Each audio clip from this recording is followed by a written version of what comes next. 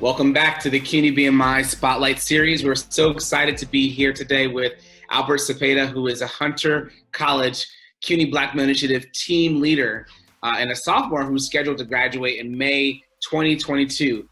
Hey, Albert, how you doing, man? How are you? What's going on? Thank you for having me. It's a pleasure. My pleasure, man. Good to see you. Good to have you here. As a reminder to you and also all the people who are listening, the CUNY BMI Spotlight video is a series designed to help expose some of the best and brightest talent of CUNY BMI's projects from across 31 different projects, 25 different CUNY schools, showing what they have done to really move the needle for themselves to persist and to graduate. And we really want to take the time, especially during the COVID-19 crisis, to really highlight how our students have been adjusting to this new lifestyle and just feature them so they can actually hear more about what BMI offers, and also we can hear more from them about what they have been doing to adjust to this new lifestyle as a college student. So Albert, I want to hear your story a little bit, but I gave a little bit of quick highlights of who you are. Can you tell us a little bit more about who you are, where you come from, your family structure, and the things that you wanted us to know about you a little bit better? Sure, no problem. So I'm actually a transfer to Hunter. I was actually a Division I wrestler at LIU Post last year. Wow. Now I'm just focused on academics full time, you know, because wrestling's not really a big money sport. So just got to. Not really. So I'm at the city now. I really like it. It's a whole completely different environment. And once I got those emails from Dr. Craig, I was kind of intrigued by it. I said, let me go check this out. There might be something really interesting that I might be able to learn from. And I was right. It was like a whole new, just experience of brotherhood that we could all connect, interface with each other. And a lot of people similar minded goals as I have. And they just, focus on graduating on time, making their families proud. And they're all from the same type of environment as me, little families, not really coming from too big of a whole, not really so, they don't really have it all out there. So from where at my old university, a lot of kids, had everything handed to them. But, a lot of these kids, they work for it. And that's what I really admire that.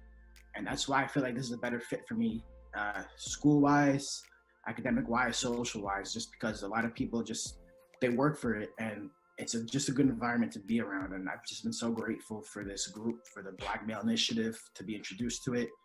And I'm just grateful for this opportunity and to share my experiences with you. That's awesome, Albert. First of all, I didn't know you transferred from LIU Post. That's incredible. That you wrestled, that's incredible. Hopefully you're able to find some sort of continuity with staying athletic and engaged while you're in this time of being quarantined. But also too, you mentioned Dr. Colin Craig, who's the BMI project director and coordinator for Hunter College, along with Dean John Rose and Dr. Marsha Canarella. They have such a great team. I don't know if you know, but before I even got into this role, I used to be in Dr. Colin Craig's shoes. So actually I worked at Hunter College for a while as well. And so it's really nice to see the full circle of you being there and me coming from there, and just that connection about what Brothers for Excellence at Hunter College really does to connect you all to opportunities. So you mentioned getting emails from Dr. Craig. Can you just tell me real briefly, I know it's not one of the questions I normally ask, but just how did that happen? What was the process for you to kind of get onboarded to become eventually a Hunter BMI team leader? Yeah, so I guess he just got an email from incoming students or transfer students. So it was the beginning of the year, so my emails wasn't really so filled up as it is now. So I was going through everything thoroughly, examining all the emails, and I was checking some of the stuff out. And I said, oh, this is something that I might be able to be a part of for a while. I like what they talk about. I like how they discuss dealing with academic fallacies, difficulties, and dealing with them on a day-to-day basis. And this is something I could really benefit from, and I'm sure I can help other people and aid other people in benefiting and getting along on a day-to-day struggle with this stuff. So when I went to the first meeting, it was kind of it was in a big room, and everybody was I guess shy because it was the first day. But then once we all broke into it, we just started breaking the ice, getting to know each other, and then we realized we're different, but we're really not that much different. And when we think about it, and we all have like-minded goals, like mindsets, and as people, not everybody kept going week by week, but the people that kept going, it was just we kept growing that relationship, that bond. And we weren't best friends, but we were I guess you could say we're kind of like a brotherhood. Yeah. It's talk to each other. We would just communicate amongst each other, be like, oh, how was this class? How did you do? Let's make a little group chat so we can, help each other with our homework and stuff. If we have a question with all this, we can just conversate with each other, and it's just progressed from that. And that's something that was really great, and I really admired. It was just Dr. Craig setting everything up, Marsha, Dean Rose. I just really they do an excellent job at setting all of this up, because I really think that they really want people to succeed. They really care about the students, and that's something that you don't see a lot, and that's something you just have to admire. Absolutely. Well, it's interesting because Dr. Canarella and Dr. Craig, along with Dean Rose, were really similar roles in my own personal life, in terms of helping me stay on track and think about even school. For me to finish my doctorate recently, that was because Dr. Canarella had always pushed me in that direction. So shout out to Dr. Marsha Canarella. She's always doing some good work. And also too, it's kind of ties right into the questions I wanted to ask you as well. What does college mean to you, and where would you be if you weren't in college? In my opinion, I don't think college is where you go to make a lot of money. College is where you go to learn about yourself, to learn how to do things on your own, and to be independent, because anybody can get a degree. I feel like not anybody, I'm saying that loosely, but anybody, I guess they can put their minds to it. If they get the degree, they can do it, but they're not going to be able to get those necessary skills they need in the workforce just from academics, just from college and alone. You're going to have to branch out. They're going to have to do things. They're going to have to network with people. They're going to have to connect. And that's what I feel like college is there for. It's to help us grasp those connections, get a clear idea of it, and then it kind of puts us in that right path to, let us go on our own and do it on our own. And that's what I feel like college is like.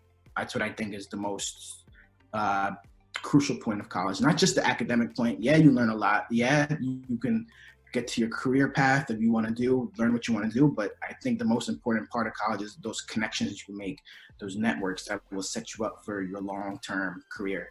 Yeah. Absolutely. So if you weren't in college, what do you think you'd be doing? I'd probably just be working at like a restaurant or something. Okay. What sort of challenges would you say you faced in your journey? You already mentioned transferring, and I would imagine that wasn't maybe the most exciting process. So I'm wondering, what challenges did you face that were obstacles to your own academic success? So yeah, transferring, it wasn't really ideal at first, because I had friends at my old school. I had some wrestling friends, and then, I'm just telling them, I'm sorry guys, I'm not going to be here next year. So I'm going to have to start over fresh. And the thing was, Hunter actually recruited me to wrestle. So I was excited that, I'm going to have a little group. But unfortunately, I actually had an injury over the summer that I was dealing with in my neck that prevented me and sidelined me. So I was unable to wrestle at Hunter, and I was just kind of lost, I guess. I can say I was just looking for a little team of brotherhood. And so when I heard about the Black Male Initiative, Brothers for Excellence group, it just so happened that I was grateful that happened to come into my life. And, that helped me get over that little curve of not having friends, just being new to like a whole new environment. It led me to like some brothers, to like a whole family, I like to put it, not just the peers, but the counselors as well, the team leaders. They seem like they really care a lot about everybody. How would your life be different? What impacts has BMI made on your ability to move yourself closer towards your goals? So if it had not been for BMI, I feel like I would not be where I am right now. As of last week, I was actually noted that I have been selected for an internship with Tima Publishing. And thanks to BMI, they were just on me. They were letting me know, like, you have to do this. You got to be a part of this. You got to take action. You got to be motivated. We can't motivate you all the time. You have to find it within yourself. And that was one of the things that I learned throughout the semester. And you know how college is. The beginning is easy, and then it starts to get harder and harder. The workload starts to pick up. So I was getting a little, not as motivated. I was starting to not do my part. I was falling off the edge. So the meetings actually helped me stay on pace, to help me motivate myself, to help me stay focused, by letting me see all the other students who are just like me. They're, going through the same things I'm going through, with motivation-wise, just focus-wise. And then when everybody's all together and they see that there's a bunch of people with the same type of things, that they're all going through the same thing, it's just like a whole welcoming community, and everybody just wants to get through it together. And that's just this beautiful thing about the Black Male Initiative, and all the students, the peer leaders, the mentors, everybody, that they just want everybody to succeed and be successful and be happy, whether it's academic-wise or social-wise. And that's just the beautiful thing about it. And as the semester progressed, each week I felt myself get more motivated, get more closer to my goal. And that was just the beautiful thing about it. And then once the semester ended, I just kind of missed it, honestly. I was like, wow, I'm not doing everything that I was doing during the semester. And it's because I don't have these wonderful people on top of me. They're not pushing me. They're not motivating me to do these things. So that's one of the things that I really noticed once I got home from the semester, that there was really a difference made, that I was really starting to pick up and be more focused on my academics, going to tutoring, extra help, all that stuff. And it was all because my peer leaders, my mentors were motivating me. They were telling me, you got to do this, take part, be more active. And that was just one of the things that I'm so grateful for. That's awesome, man. It's powerful stuff, man.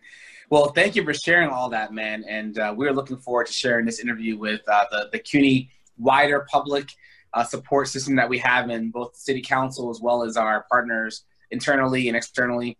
And we want other students to see this as well, so they can see like some of the impacts that BMI can have on you going forward. So before we close, man, I want to give you a chance to give any shout outs. If you want to talk about any people that were a part of your journey who you just want to give some credit to and appreciate, this is a chance for you to give them some shout outs right now. Yeah, so shout out Dr. Craig, Dr. Cantarella, Dean Rose, and all of the Hunter College BMI students. We just got to stay together. It's a hard time we're going through right now, but we just got to stay motivated, stay in touch with each other, and we'll all get through it. We'll be stronger than we were before. And just thank you guys. Keep going. Awesome. Awesome. Thank you so much, Albert. Thanks for just spending that time with us today. We appreciate you. And to the BMI greater community, we're excited to bring more young students like this who are making an impact in their local, regional, national community. And I believe that even with Albert, I think you just got an internship that's going to be starting soon. So I'm excited for you for that as well. And so we look forward to just sharing your success with everybody. And hopefully this video will go viral, man. Thanks for your voice. Thank you, guys. You're welcome. Take care. Have a great day. We'll see you all soon. Take care.